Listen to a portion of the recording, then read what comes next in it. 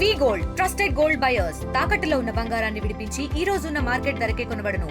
మరిన్ని వివరాలకు సంప్రదించండి 7710 రాష్ట్ర హెల్త్ మినిస్టర్ సత్యకుమార్ యాదవ్ మనతో పాటు ఉన్నారు. సార్, ఈ మెడికల్ కాలేజ్ విషయంలో ఏం చెప్తారు? వాళ్ళ ఆరోపణలు అయితే చేస్తున్నారు, వాళ్ళ హయాంలో ఎలా ఉన్నాయి, ఇప్పుడు ఏ విధంగా వెళ్ళిపోతున్నారు? వాళ్ళ హయాంలో ఏమున్నాయో ఒకసారి వచ్చి చర్చకు రమ్మనండి.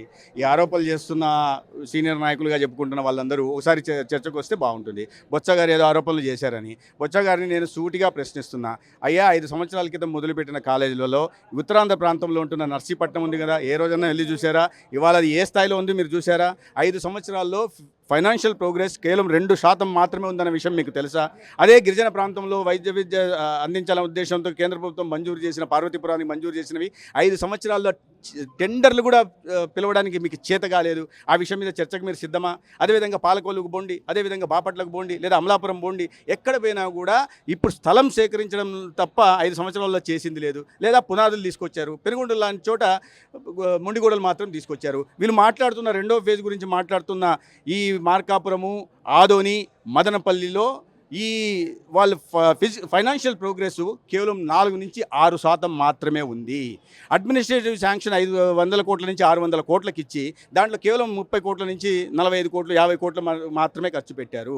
ఒక్క పులివెందులో మాత్రమే 475 కోట్లు ఖర్చు పెట్టాల్సి వస్తే 300 కోట్ల దాకా అక్కడ ఖర్చు పెట్టారు. అంటే గతంలో ముఖ్యమంత్రిగా ఉంటున్న వ్యక్తి తన నియోజకవర్గంలో మెడికల్ కాలేజీలు మాత్రమే నిర్మించాలని ఆలోచన చేశారా?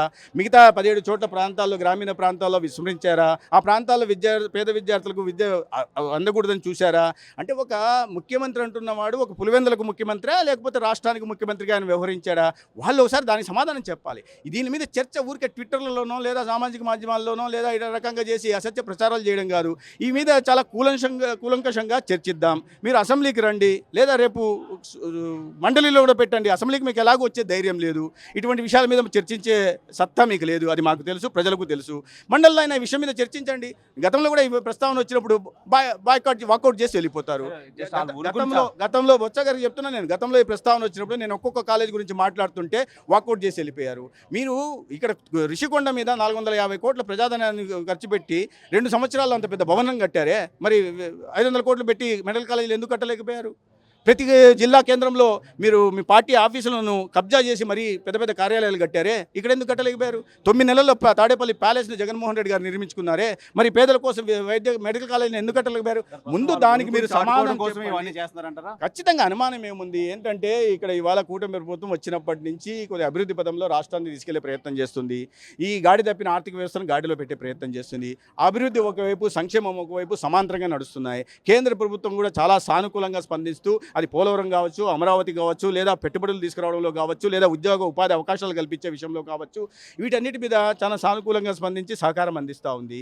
ఈ క్రమంలో ఇచ్చిన హామీలను వీరు నెరవేర్చలేరు అని భ్రమంలో ఉంటున్న వారికి చంద్రబాబు నాయుడు గారు, పవన్ కళ్యాణ్ గారి కూటమి ప్రభుత్వం ఇవాళ ప్రతి హామీని నెరవేర్చి ప్రజల్లో ఆదరణ చూరగొంటా ఉంది.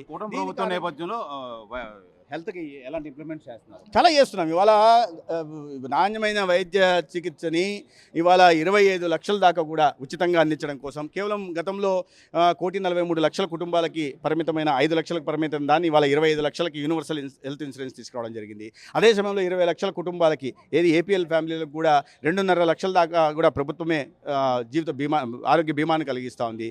జర్నలిస్ట్ సోదరులకు కూడా, వారికి కూడా ప్రభుత్వమే 2.5 లక్షల దాకా ఆరోగ్య బీమా కల్పిస్తుంది.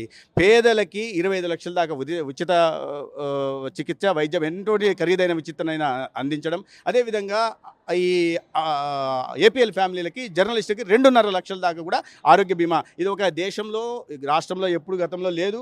దేశ చరిత్రలో ఏ రాష్ట్రంలో కూడా ఈ స్థాయిలో కూడా ఇంప్లిమెంట్ చేసి పథకం తీసుకురాలేదు. అది ఒక ఘనత గౌరవ ముఖ్యమంత్రి చంద్రబాబు నాయుడు గారికి, పవన్ కళ్యాణ్ గారికి దక్కుతుంది. అదేవిధంగా ఇవాళ గ్రామీణ ప్రాంతాల్లో విలేజ్ హెల్త్ క్లినిక్ల పేరుతో కేంద్రం నుంచి హెల్త్ అండ్ వెల్నెస్ సెంటర్ల కోసం నిధులు ఇస్తే వాటిని దారి మళ్ళీ ఇచ్చేశారు. మళ్ళీ ఇచ్చి గ్రామీణ ఉపాధి పథకం కింద గ్రామాల్లో మౌలిక సదుపాయాల కోసం ఖర్చు పెట్టాల్సిన డబ్బును తీసుకొచ్చి 20 లక్షల రూపాయలు మాత్రం ఖర్చు పెట్టి ఇవాళ ఇవి నిర్మించారు. విలేజ్ హెల్త్ క్లినిక్ల పేరుతో 10,032 నిర్మించాల్సి ఉంటే 3,100 మాత్రం నిర్మించారు. కానీ కూటమి ప్రభుత్వం వచ్చిన 1 సంవత్సరంలోనే Ayushman Bharat infrastructure, health infrastructure machine కింద కానీ, లేకపోతే 15 ఫైనాన్స్ కమిషన్ దగ్గర నుంచి కానీ 1,200 కోట్లు తీసుకొచ్చి ఇవాళ 4,400 చిల్లర, దీన్ని ఒక్కొక్క దాన్ని 55 లక్షలతో గ్రామీణ ప్రాంతాల్లో ఒక నాణ్యమైన వైద్యను ఒక్కొక్క వ్యక్తిని టార్గెట్ చేసుకుని అందించడం కోసం ప్రయత్నాలు చేస్తుంది. అదే రకంగా ఆరోగ్య వ్యవస్థ చితికిపోయిన ఒక అనారోగ్య ఆంధ్రప్రదేశ్ను చేతిలో పెడితే దాన్ని సరిచేస్తూ ఇవాళ ఆరోగ్య ఆంధ్రప్రదేశ్ నిర్మాణం దిశ కూడా సాగుతూ ఉంది. క్యాన్సర్ పెరుగుతుంటే 5 సంవత్సరాలు కళ్ళు మూసుకొని నిద్రపోతే ఇవాళ కూటమి ప్రభుత్వం వచ్చిన తర్వాత స్టేట్ క్యాన్సర్ సెంటర్ని కర్నూలులో ప్రారంభించాం. ఇటీవల విశాఖపట్నంలో కూడా క్యాన్సర్ సెంటర్ని, రేడియాలజికల్ ఆంకాలజీని ప్రారంభించాం. అదేవిధంగా కడప, అదేవిధంగా గుంటూరులో కూడా A1 క్యాన్సర్ సెంటర్లో కూడా ప్రారంభించాం. ఇవన్నీ చేస్తున్నాం. రాబోయే రోజుల్లో ప్రతి టీచింగ్ హాస్పిటల్లో కూడా ఒక క్యాన్సర్ సెంటర్ని ప్రారంభించి పేదల క్యాన్సర్ బారిన పడి, మహమ్మారి బారిన పడి ఏ కుటుంబం చితికిపోకుండా, ఆర్థికంగా ఏ పిల్లలు రోడ్డును పడిపోకుండా కాపాడుకునే ప్రయత్నం ప్రతి ఒక్కరి ఆరోగ్య సంరక్షణ కూటమి ప్రభుత్వం తీసుకుంటుంది.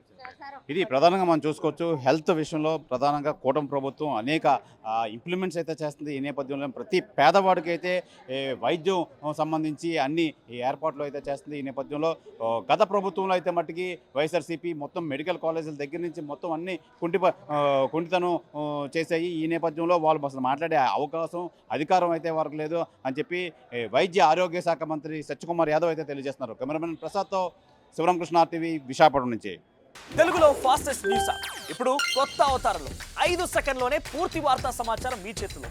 సోషల్ మీడియా ట్రెండ్స్ మీ కళ్ళ ముందుకే live TV and voice search ఆప్షన్స్తో ఇప్పుడే డౌన్లోడ్ చేయండి. యాప్ లింక్ డిస్క్రిప్షన్లో ఉంది.